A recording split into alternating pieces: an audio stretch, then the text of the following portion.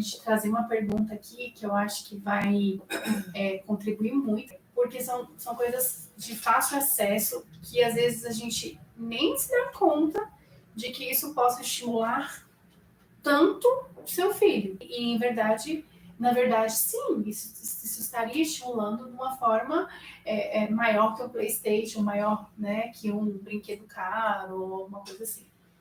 Então, a gente vai fazer um exercício aqui. Eu quero que vocês façam esse exercício junto com a gente, de pensar em brinquedos, pensar em objetos, em coisas legais que vocês inventaram com seus filhos, aproximou vocês, que fez com que vocês conseguissem brincar.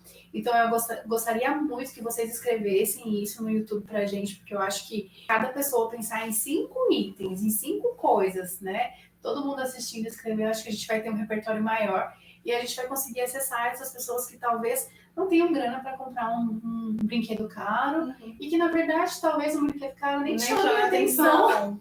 E na maioria das vezes não. É a frustração da terapeuta infantil. Porque a gente chega com um brinquedo super elaborado, da moda, caríssimo, bonito, colorido, e a criança quer brincar com a caixa. Não, e outra, a gente pensa na nossa terapia em cima daquele brinquedo. Eu falo, já chega com tudo pronto. E aí né? se interessa pela caixa. Que é a caixa. E aí vai da gente também ter esse raciocínio de falar, eu vou fazer minha terapia em cima daquela caixa. Exatamente. Eu acho que isso é muito importante para os terapeutas que estão iniciando na área, que essa flexibilidade, a gente fala tanto da rigidez das crianças, mas a gente não pensa na nossa própria rigidez. E a rigidez dos pais. Dos pais que também. Querem que a criança brinque com aquele jeito brinquedo que eu comprei, que é caro e que eu passei 3 horas né, procurando. Sim. Né? E que sim, a gente vai conseguir que essa criança brinque de maneira funcional e brinque do jeito que o brinquedo propõe. Mas o que a gente precisa perceber primeiro é a ação, né? Como que a criança manipula esse objeto? Porque às vezes a criança não tem interesse nenhum por brinquedo. Esse é o calo no pé do terapeuta, porque a sala tá cheia de brinquedo, né? Não tem brinquedo interessante. Ele quer se vira, um ventilador, ou ele quer a cordinha da cortina. Mais uma vez, ele quer as coisas que ele experimenta em casa, por bandeirinha. exemplo. Eu gosto daquele negócio que tá lá na casa dele. Aquela garrafinha de água que você colocou feijão e sacudiu pra ele. Outra Então, coisa que... A embalagem, o saco bolha da caixa, plástico bolha. Nas idades iniciais, né, eu vou colocar aqui de 0 a 1, de 1 a 2, as crianças gostam muito de transferir, né, fazer transferência. Então, tirar tudo da gaveta. Na sua gaveta, né? não será mais Vocês a já mesma. perceberam isso? Gosta de tirar da gaveta e colocar de novo em outro lugar. Eu falo que na gaveta não existe. Muitas vezes não. Gosta de colocar as coisas dentro, tirar, girar, jogar no chão, ouvir o barulho. Então, tá atento a esse movimento que a criança faz também te ajuda a achar um elo de conexão, porque às vezes ela não tem interesse no seu brinquedo ali maravilhoso da sua casa, do seu consultório, porque ela não tem repertório, ela simplesmente não sabe o que fazer com aquilo. Mas o movimento de jogar para cima e deixar cair no chão, de colocar na cabeça e deixar cair, de apertar e de jogar para frente, enfim, de relacionar com outro objeto, tudo isso pode trazer a atenção dela. Brincar com a roupa, amassar a roupa, dobrar a roupa, isso, esconder coisa dentro da esconder dentro da roupa, colocar a roupa dentro da máquina, tirar a roupa dentro da máquina. De incluir também nas atividades domésticas que a gente faz. De vida diária. Ai, eu já vi muita... porque ela quer me ajudar a lavar a louça, mas ela não alcança. Vamos dar um jeito dela alcançar para ela pegar um copo de plástico, uma buchinha para ela... Porque ela vê você fazendo, ela quer te imitar, ela quer participar daquilo. Você pode nomear o que você está trabalhando ali como vocabulário. Bucha, o sabão. Você trabalha com textura, as ações, né? Então agora vamos lavar, secar, vamos colocar em cima, embaixo. Então, vários conceitos de linguagem a gente consegue trabalhar ali de vocabulário, de diálogo, né? Então, agora o que a mamãe vai pegar aqui agora? A colher. E a colher serve para quê? Né? Então, dá pra gente inserir isso nas rotinas e, veja, você já tem tudo em casa. Isso. E aí envolve o sensorial também, né? A água, a textura, a temperatura, a espuma. Olha quanta coisa legal. Dentro de casa. A gente está aqui no ambiente cozinha. Isso. Né? que a criança pode brincar de fazer comidinha enquanto você está cozinhando ali, dar um macarrão para ela colocar no escorredor de macarrão, faz de conta, trazer a brincadeira ali do simbólico, ou então trazer os brinquedinhos do simbólico ali para fazer de conta que ela está cozinhando, preparar algum tipo de alimento junto com ela, oferecer, colocar o sal, o açúcar, os temperos diferentes, dá para ela provar, né? Então, assim, a criança que tem seletividade alimentar, eu digo que o melhor lugar para ela brincar é na cozinha, porque ela vai estar, primeiro, sentindo o cheiro, né? Porque às vezes a criança que tem seletividade alimentar, ela tem um olfato aguçado, né? E ela precisa se acostumar com esse cheiro do alimento.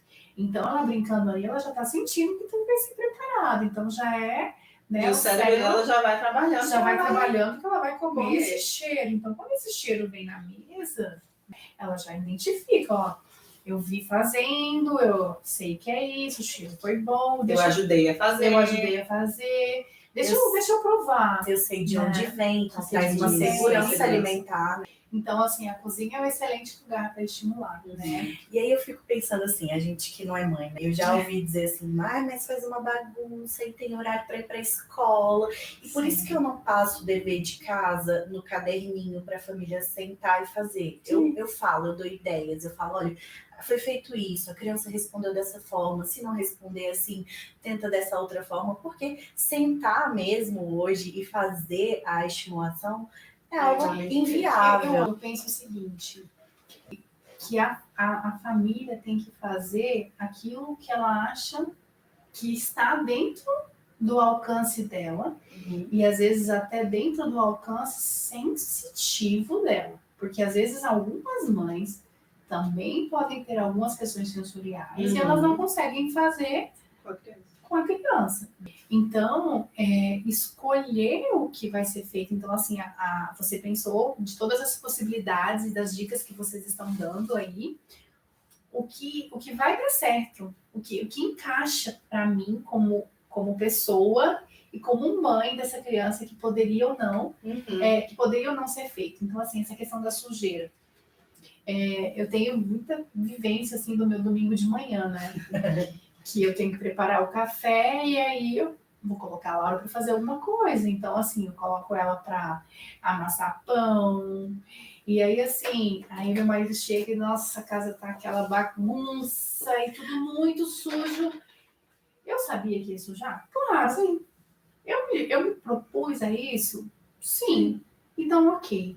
Então, eu acho que é isso, sabe? A pessoa tem que sentir e saber as consequências positivas e entender a disponibilidade. Ela não quer fazer porque vai sujar a casa? Ok, vai fazer lá fora que não vai sujar a casa. Então separa um dia. Não, hoje eu vou deixar hoje sujar. É o dia da sujeira. Hoje é o dia da sujeira. Porque todos os dias realmente a rotina não deixa. Ou então vou fazer no banheiro. Vou colocar. E é que tá também a importância da gente ter esses pais juntos na definição das metas do tratamento. Porque se eu falo, não, tem que fazer tal coisa, e é uma coisa que a mãe não tolera, não adianta. E a outra coisa que é importante a gente falar aqui, o que é meta para a mãe e o que é meta para o terapeuta, né? Sim, perfeito. Uma vez, em um desses cursos que eu fiz, teve uma fala tão legal, que era assim, o terapeuta ocupacional estava ensinando a criança a lavar o copo. Ok, ele aprendeu a lavar o copo, mas assim, essa era a meta dele, né? Já tinha passado de AVD e estava para atividade da doméstica agora. Só que toda hora ele ia lá pedir para a mãe ligar o Wi-Fi. O paciente ia pedir para a mãe ligar o Wi-Fi porque ele não sabia ligar. E aí a mãe falou assim, olha, eu acho que não vai dar mais, porque assim, as metas, eu não estou vendo evolução. Ele não sabe nem ligar o Wi-Fi. E era um menino de 13 anos. E aí esse terapeuta traz, né? Naquele dia, assim, minha cara foi no chão, porque eu estou trabalhando uma demanda que é lavar copo e essas coisas que essa família não precisa. Tem uma dish, tem uma lavadora, ou tem alguém que faça isso. O que essa família queria é que esse menino ligasse o Wi-Fi, porque a mãe estava trabalhando e toda hora ele interrompia ela para ligar o Wi-Fi, ela estava numa reunião. Uhum. Então, o que é meta, o que é demanda para uma família, ela tem que estar junto com o que é demanda para essa família, para o terapeuta e família. Porque a gente se baseia muito nos protocolos, né? Então é muito direcionado o nosso muito olhar, técnico. muito técnico.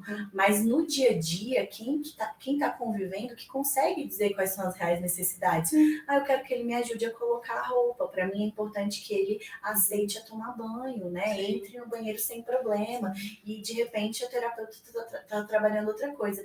Então por isso que vocês, enquanto família, é importante relatar isso na consulta, na anamnese, na primeira consulta de, olha, a minha expectativa com esse acompanhamento, com esse tratamento, é isso.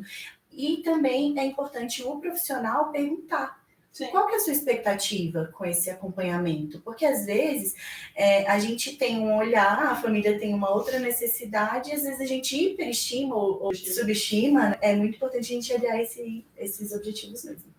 Sim, extremamente importante.